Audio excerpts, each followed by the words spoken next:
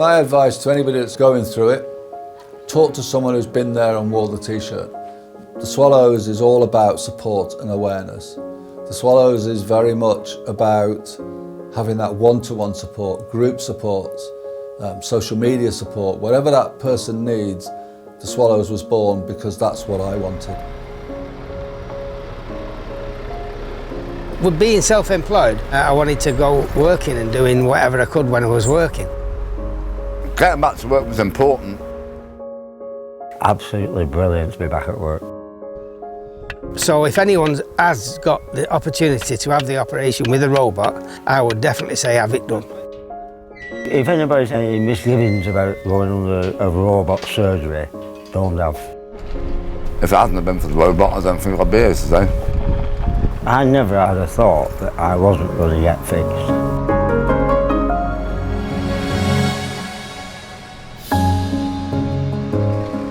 I'm very lucky because I work in a hospital that has a robot, and not all hospitals have robots because they are exceptionally expensive.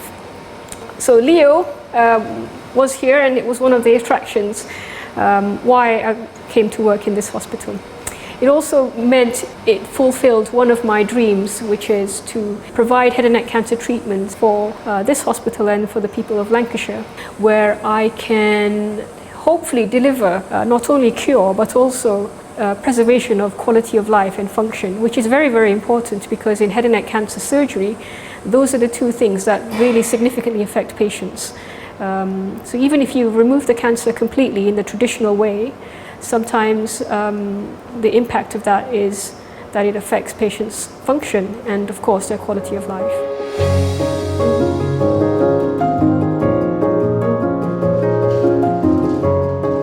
So, three pieces of equipment that we see. If we focus on that one, that's the main component of the robot. It's where the computer is where the core and all the functionality starts from.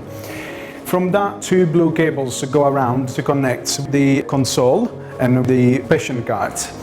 Now, the console is the bit where the consultant surgeon is sat and operating the patient card, which we can call the actual robot.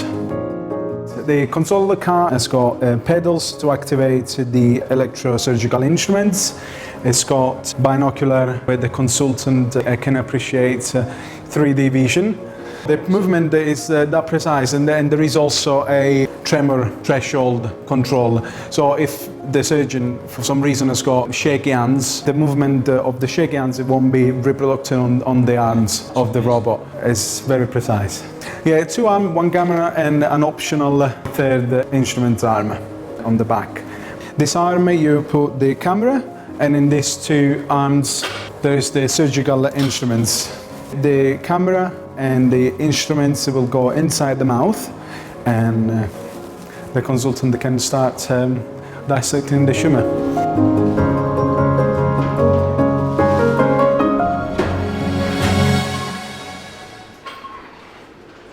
Joe is my first assistant, and he's at the head end of the patient, while I'm at the remote end, which is at the surgeon's console.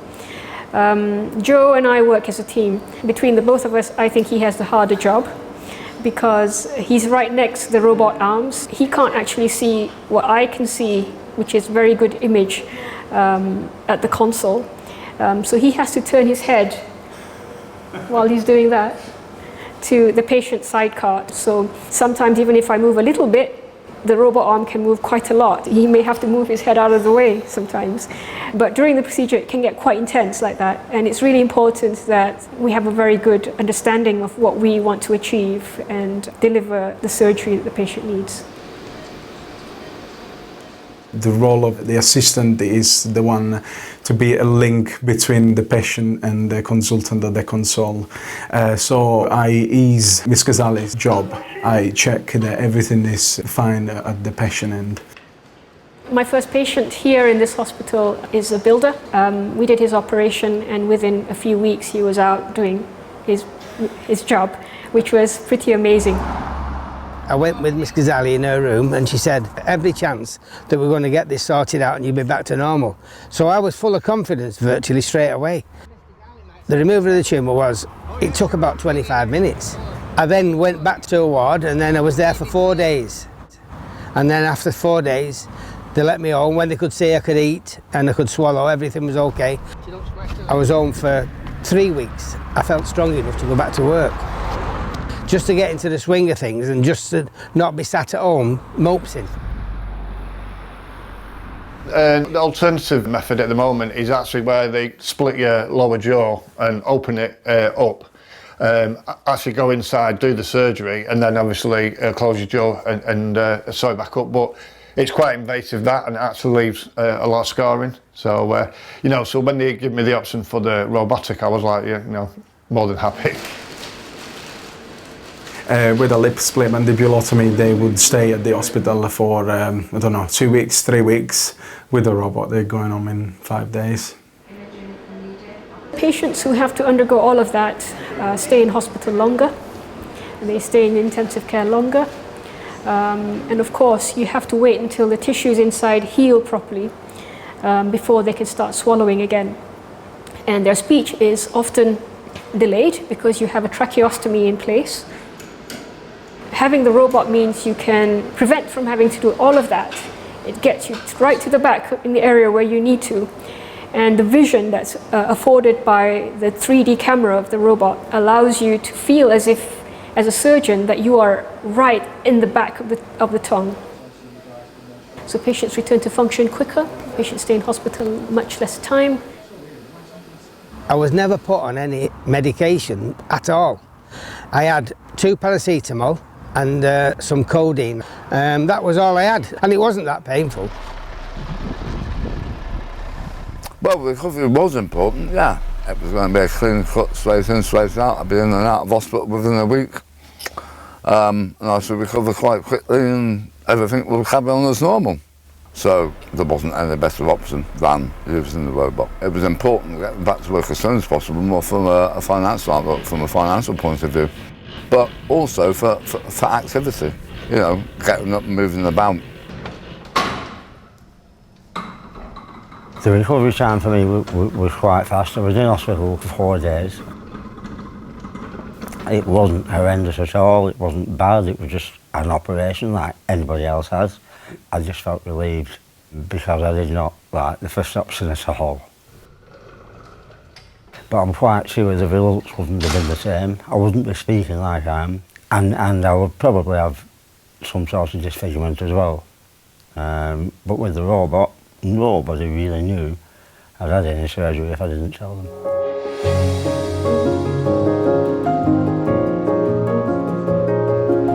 And you've got an allergy respond. Do you have hay fever, rhinitis, asthma, eczema? No. And what is it that you're coming in to have done? Transoral robotic surgery to us. The patient who came had a cancer that was located in an area which is difficult to access normally.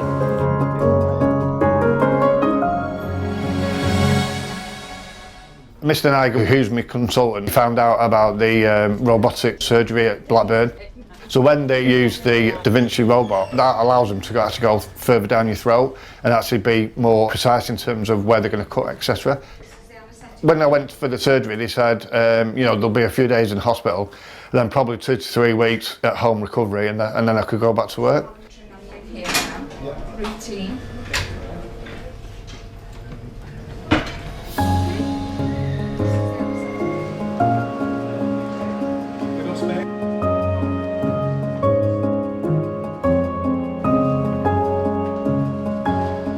So my job was to remove the part of the tongue that was suspicious in order for us to be able to get more definitive diagnosis. So basically the histology says dysplasia. We found, because the image was so good, a proper focus that we thought was potentially cancer.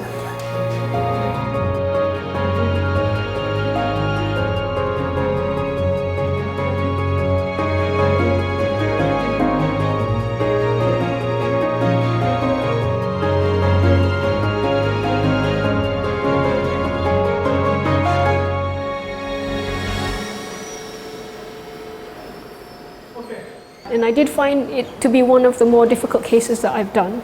So I was struggling, but it's a small struggle compared to what the patient would struggle if he had the more radical approach. So the hand movements are very, very precise. The robot never shakes.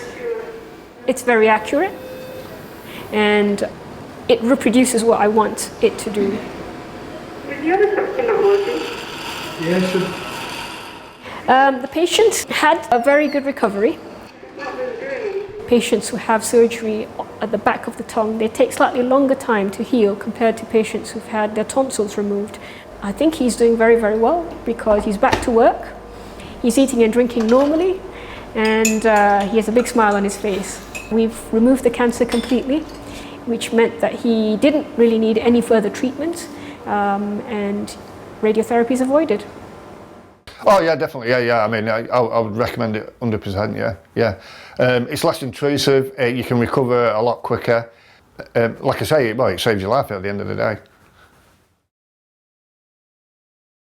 Miss Ghazali, she's been absolutely super duper. When he had the operation, she was coming in on her days off, at night time, all sorts of times to see how we were doing. She just has that air about her, the way she talks to her, she puts you at ease. Once I've met her, everything was fine. But before that, I was scared. Really was scared.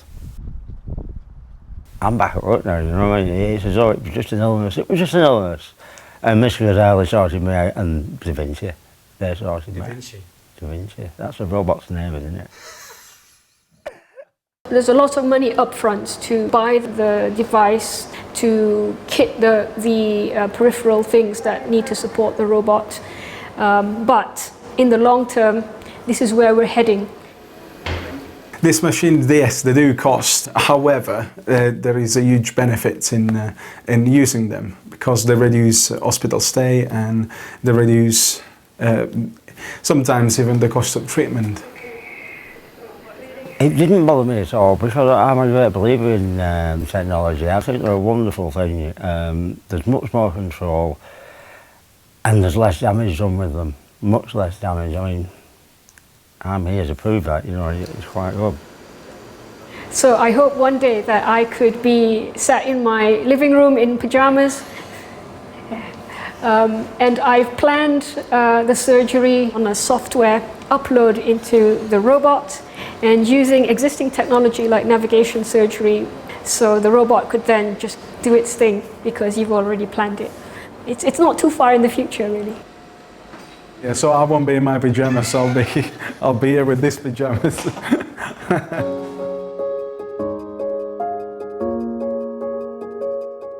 So if anyone has got the opportunity to have the operation with a robot, I would definitely say have it done, without hesitation. The actual surgery itself of the robot was very successful. If it hadn't been for the robot, I don't think I'd be here today.